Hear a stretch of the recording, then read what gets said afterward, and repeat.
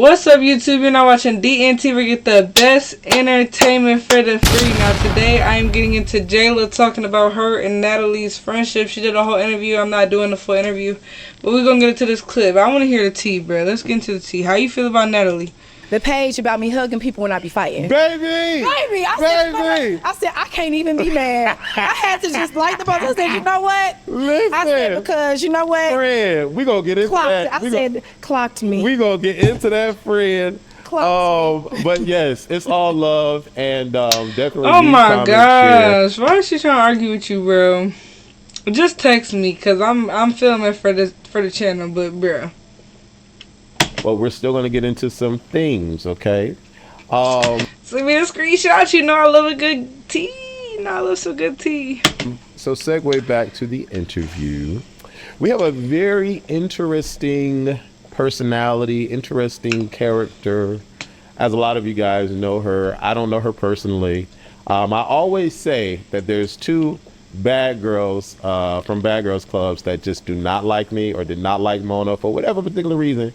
But they never said it to me. I just felt it because I did so many interviews with y'all back in the day. Yeah. Damn near all the girls just about.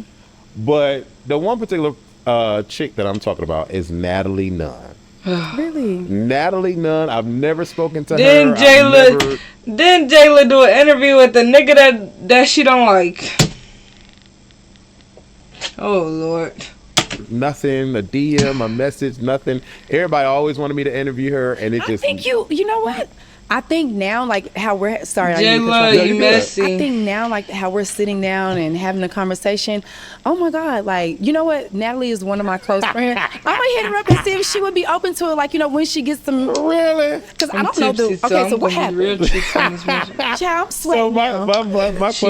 So my question for you though is, how did Jela and Natalie become, I don't know the title y'all use, but I'll say not friends, because Natalie ain't nobody friend. I don't so know not what friends. that is. But friends how did that come about? And where are you? So, I met Natalie. I have a memory like an elephant. I remember the day I met her. I met Natalie March of 2016. We were doing a hair shoot for She's Happy Hair. We were both hair ambassadors for them, and it's a hair company based out of Houston. Okay. And so they used to always have like the really fun commercials back in the day and stuff. And we were working with them, and that was my first time meeting her on set. And she was just really cool. Like she invited me to her hotel room, and we sat there and we got our hair done together. The girls came over and did our hair, and then at the time Natalie was selling lashes. Well, she knows she has. Oh yeah, the fake ass lashes, Natalie. Or no, what was they saying about her lashes? They were saying the bitches was ass, bro, or she was like fake selling them. Something was shady about that lash business. I can't remember. Erica, do you remember, bro? What was they saying about that bitch lashes? What was they saying about Natalie lashes, bro? A lash company, but she was, I think, trying out like different types of lashes or whatever. So she gave me some lashes and. Whatever. And then she's a Capricorn and I'm a Capricorn. And I think that's where our biggest commonality is. That's, I think, I'm not going to say the basis of our friendship is the fact that we're both Capricorns, but I feel like because we're both Capricorns, I understand her probably better than most people. Okay. And so when we first met, I didn't just hop on Natalie's coattail like, oh my God, Natalie Nunn, like she was cool. And whenever I would see her, we would speak, or we would hang out like in passing. Yeah, it was really fake. It was like a cover up. Bro, what the fucky? Yes, they said her lash business was not real. Each other all the time. So whenever I would see her, we would hang out, like I said, take a shot. Hey girl. And just kind of keep it moving. That's my Bad Girls Club sister, whatever. Okay. And then in 2019, she invited me on a trip to Dubai. Okay. Oh, and Lord. So I went on a girl. Y'all know what they be doing in Dubai. If you know, you know. If you know, you know what they be doing in Dubai, bro. Trip with her. Heard about them Dubai trips. See, even this nigga knew what they be doing in Dubai. Even this nigga know what they be doing in Dubai, bro. Hell no. It was literally just a girls trip. It was a big group of so one A thing about girls Natalie, trip. Natalie loves to travel. We know what y'all was and doing. so that's one of the things that she does. She'll get a big group of girls together and travel bet the world. she Like do. we've been to Dubai, we've been to Y'all been Africa. to Dubai Natalie a and lot, just me and huh? her, we go all over the world together. Like she and I, we've been to Italy a few times. We've been to Dubai together. Like Y'all been And to that's like Dubai a normal lot. thing. It's not like, just a oh, girls girl, trip. let's do this for the photo op or nothing. It's like, friend, I want to go. Come with me. yeah. Okay. So, and I mean, I don't know her relationship with all the other girls, you know what I'm saying? Like how close she is or whatever the case may be. But so over the years, Natalie and I just kind of built an organic friendship, just getting to know each other. How can you build an organic friendship with a bitch like Natalie Nunn, bro? What? A little bit here, a little bit there. Okay. And it just turned into an organic friendship because I don't think either one of us ever tried to like force it. Just because she was Natalie Nunn and we were both on Bad Girls Club, I wasn't trying to force myself into her life. You know what I mean? Gotcha. Whenever she would come around, we would hang out. She was cool. I'm cool. And then what happened was the dynamic of our friendship changed when we went to Africa. We went to Africa in 2021. And around that time, I had just moved to LA and I still had my place in New York. So I was like living between LA and New York and we were still kind of in COVID and I was going through a breakup and I had just had a miscarriage. And so, Damn, I ain't know Thank Jela you. had a miscarriage. But, That's sad. and so we went to Africa. We had a great time, and Natalie didn't even know what I was going through because we were cool, but we weren't super duper close. So I wasn't just about to just be telling her my business like that. Okay. You know, I went on a trip with her to Africa because she invited I me, wouldn't tell and it was Natalie the perfect shit. time. Like I was going through so much, and I was like, damn, like she literally. I was in my New York apartment about to go back to LA, and she called me. It might have been like a Tuesday. And she might have said, hey, bitch, I'm going to Africa in a couple days. That shit's Let's say sad. Thursday. I'm going to Africa Thursday. You want to come? Yes. The fuck? Like, The fuck? So- I want to know what the fuck was y'all doing in Africa? long story short, we went to Africa. We had a great trip. And then we landed back in Atlanta. And it was like the middle of the night or like early morning I hours. know, that's just And sad. so I'm from Atlanta. Yeah, and I my wouldn't tell Natalie ex-boyfriend lived in shit. Atlanta. And I was like missing him and I'm texting him and he was telling me, oh, I'm in the airport. I'm headed to Miami. And like we probably had like just missed. Bro. If your nigga go to Miami, that's not your Let me stop playing. Missed each other. If and your the nigga go to breakup Miami, was that's so not your fresh. nigga, bro. I just started bawling, crying in the airport. Oh. And in the midst of me crying, Natalie was like, what's wrong, girl? Like, you know, and so I had to tell her like, oh, you know, like, you don't know, but Yeah. I just had a miscarriage and I'm going through a breakup with my Damn. boyfriend. Like, Yeah. it's a lot. Yeah. And Natalie, that's when I saw the real her. Okay. That everybody doesn't get to see. I'm not laughing at what she's talking about. I'm laughing at She the sat in chat. the That's why I airport need and she chat on the cried with me screen. I'm because she not had a a bad miscarriage. person. I And I promise. think in that moment, I that saw really the is real sad. woman She her. had a You know? miscarriage. Okay. I'm Not the laughing person at that you see on TV or like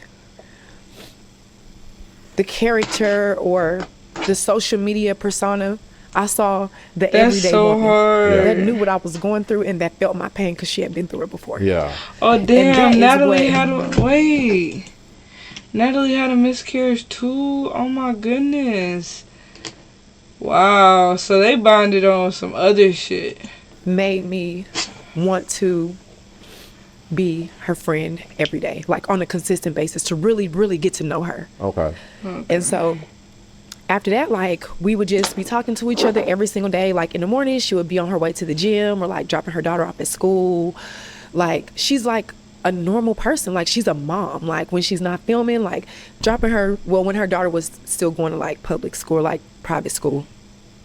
Dropping her daughter off to school every single morning, going to the gym, like. I know her that's little right. One thing Natalie gonna do is make sure her daughter together. She got her baby in private school.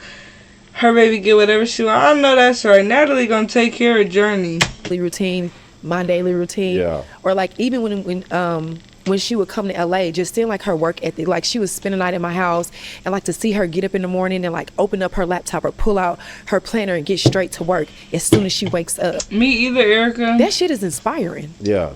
I want somebody like that around. because it Period. motivates me to do bigger and better and to do more and to keep going. And this lady has been on TV for how long, and she's been an entrepreneur for how long, and clearly she's doing something that works. Yeah. And I'm blessed enough to be able to have a genuine friendship, or at least I think an organic friendship with her. Why not try to learn as much from her as I can? Hey, I ain't gonna lie. If you want to make some money, Natalie, a good person to listen to. In multiple areas of their life, why would you not try to learn as much as you can from them? Yeah. You would be a fool not to. It makes sense, but I have to tell you, what you described just now and what we see on a regular basis are so different, so vastly different. That's just like what you see of me, who I am on TV and who I am in real life. I'm not walking around knocking people upside their head and being the nigga police in my everyday life. You get what I'm saying? I don't even raise my voice. You know? Yeah. Like, if you see me on the internet, you would probably think like I'm a party girl, or people have like a certain persona or a way that they have viewed people. And it's not to say that she isn't that. That's not part of her. But I can only tell you because people want to know, why am I friends with her? So I can only give you we do want to know that, why I love her and the reasons why I have chosen to be friends with her and the things that connect us. Okay. So because it seems like a lot of her but they bonded us quote different unquote shit. friendships end up not going anywhere, or they fall south, or whatever is going on. I mean, we know about the famous feud between her and Sarah Oliver, and like everybody comes. That bitch Sarah said, "Your mom's name is Karen." I love Sarah. Bring Sarah back, bro. I love me some Sarah.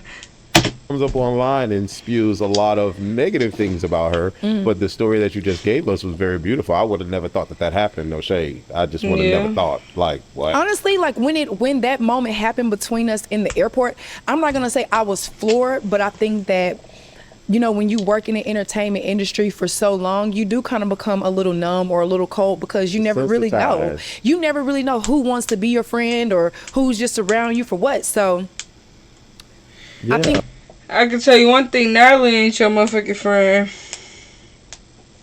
We're all a little desensitized, and in that moment, like, a barrier was broken. No shade, you kind of have to be. I mean, because you just, what y'all deal with and what y'all go through on that show, I don't know. People want me to get into reality TV all the time, and I'm just like, baby, my brain ain't wired right. At least not for that kind of reality. I see myself being like on competition shows or something like that, because I'm very competitive. What would you say your relationship is today? Because, baby, I'm going to tell you, I'm going to pull out a little bit of be honest, baby, Jela. I'm not fucking tell you, girl, because, bitch, what? Girl, the last episode, y'all saw it, and I saw it too. Yeah. And I know you saw it. I did. What is your relationship today? Because we're going to dig a little deeper, a little later. It's a long interview. We're going to dig a little deeper. But what is your relationship today? All I see. Okay, that's the end of this video. Please like, comment, subscribe. Do y'all feel like Natalie is Jela's real friend? Because I really do not. Let me know.